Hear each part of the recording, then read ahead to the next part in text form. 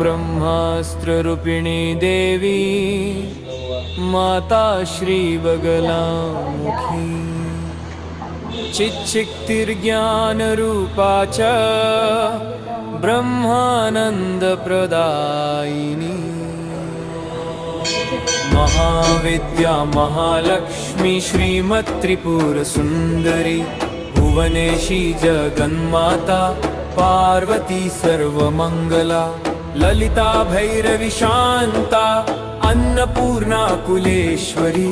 वाराही छिन्नमस्ता च तारा काली सरस्वती